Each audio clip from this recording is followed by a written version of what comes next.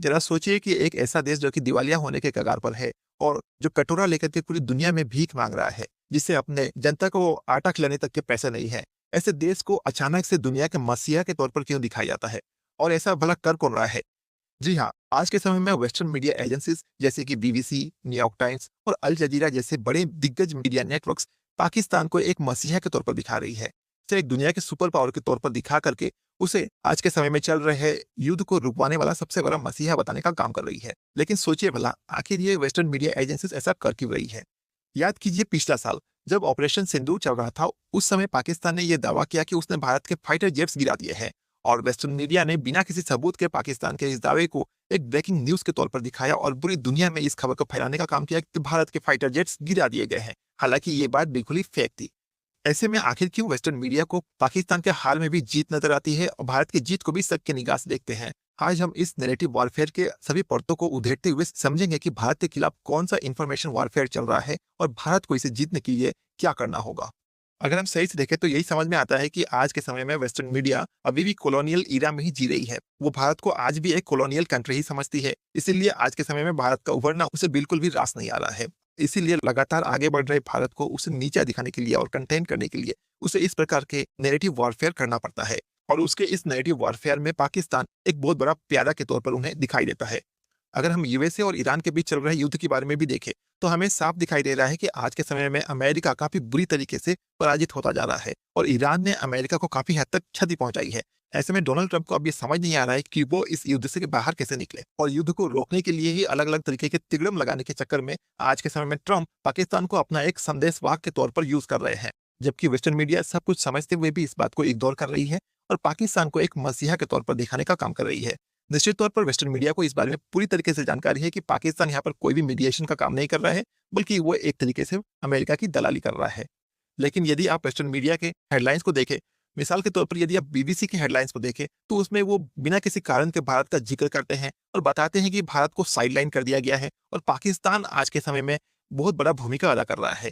इस तरीके से वो पाकिस्तान का नाम लेकर के भारत को बेइज्जत करने का काम करते हैं और ऐसा करके वो इंटरनेशनल जियोपॉलिटिक्स में भारत के स्टेचर को कम करने का काम करते हैं। यहाँ पर हमें समझना होगा कि भारत का लगातार तेजी से बढ़ना वेस्टर्न मीडिया के लिए कोई एक खबर नहीं है, बल्कि उनके लिए ये एक बोरिंग खबर है। ऐसे में पाकिस्तान का एक अंडरडॉग के तौर पर उभरना उनके लिए एक मसालेदार स्टोरी बना करके देती है। वहीं पाकिस्तान अपने हार को छिपाने के लिए लगातार इंटरनेशनल मीडिया में लॉबिंग करते हुए मिलियंस ऑफ डॉलर खर्च कर रहा है और इस प्रकार से पाकिस्तान अपने फेक नैरेटिव को वेस्टर्न मीडिया के माध्यम से दुनिया में पहुंचा करके भारत के खिलाफ एक नैरेटिव वॉरफेयर भी छेड़ रहा है। ध्यान रहे कि ये वो बिंदु है जहां पर वेस्टर्न मीडिया और पाकिस्तान दोनों के ही हित आपस में आकर के जुड़ जाते हैं। साथ ही साथ इस बिंदु पर तुर्की, चीन, यूएस मीडिया के हित भी यहीं आकर के जुड़ते हैं और शायद इसीलिए पिछली बार जब ऑपरेशन सिंदूर के दौरान भारत ने पाकिस्तान के 11 एयरबेसेस को तबाह कर दिया था और दर्जनों आतंकवादी ठिकानों को नष्ट किया, उस समय भी इंटरनेशनल मीडिया ने भारत के इस कारनामे को बिल्कुल ही छिपाते हुए पाकिस्तान के फेक नैरेटिव को ही जगह देने का काम किया। ये वेस्टर्न मीडिया हाउसेस हमेशा ही न्यूट्रल होने का दावा करती है, लेकिन इनके वोकैबुलरी पर ध्यान दिया जाए तो इनकी करतूत अब तो भलीभांति समझ में आ सकती है।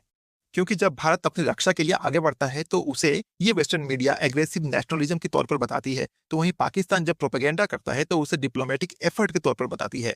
और इस प्रकार से ये मीडिया नेटवर्क्स एक मीडिया नेटवर्क नहीं बल्कि एक प्रोपेगेंडा ट्रेडिंग टूल के तौर पर काम करती है। ऐसे में प्रश्न उठता है कि आखिर Bharat in international media agencies को कैसे जवाब दे, और इसका जवाब यही है कि भारत को अब डिफेंसिव ना होते हुए अटैक मोड में आना होगा। हैरान करने वाली बात यह है कि यही मीडिया एजेंसीज भारत के खिलाफ प्रोपेगेंडा फैलाती है और भारतीय मार्केट से ही लगातार पैसे कमाते हैं। भारत में ही इन्हें करोड़ों के विज्ञापन मिलते हैं और फिर अपने प्रोपेगेंडा को भारत में फैलाते हुए ये लगातार बिजनेस भी करती है। ऐसे में ये प्रश्न उठता है कि आखिर सरकार इसे सहने का काम क्यों कर रही है। आज समय है कि बीबीसी जैसे मीडिया नेटवर्क्स जो कि लगातार भारत के खिलाफ फेक न्यूज फैलाती है, ऐसे मीडिया एजेंसीज के पास में किसी भी प्रकार के एडवर्टाइजमेंट एक्सेस नहीं मिलना चाहिए और साथ ही साथ अगर हो सके तो फेक न्यूज फैलाने के लिए इनके ऊपर में कड़े एक्शन लेते हुए इन्हें बैन भी करना चाहिए। साथ ही साथ भारत को अपनी आवाज को दुनिया तक पहुंचाने के लिए अपनी खुद की एक इंटरनेशनल मीडिया एजेंसी बनानी चाहिए जो कि अंग्रेजी, स्पेनिश और अरबी जैसी भाषाओं में दुनिया तक भारत के नैरेटिव को पुश करने का काम करे। आज के समय में दुनिया बदल रही है। अब ये भारत पहले का भारत नहीं रहा है। आज के समय में भारत को यह समझना होगा कि दिल्ली में लिए जाने वाले फैसले न्यूयॉर्क के न्यूज रूम में नहीं तय किए जा सकते और इसीलिए भारतीय लोगों को सतर्क रहना होगा और वेस्टर्न मीडिया के इस नैरेटिव मायाजाल को तोड़ना होगा। तो आगे से जब कभी भी आप बीबीसी या किसी अन्य विदेशी मीडिया नेटवर्क द्वारा पाकिस्तान की तारीफें करते हुए सुने तो आप समझ जाए कि यहाँ पर कौन सा खेल खेला जा रहा है। तो जागरूक रहिए और सच को पहचानिए और इस नेगेटिव वॉरफेयर को ध्वस्त करने में अपनी भूमिका अदा करें। तो मिलते हैं अपने किसी अन्य विश्लेषण में, तब तक के लिए अपना ख्याल रखें। जय हिंद, जय भारत।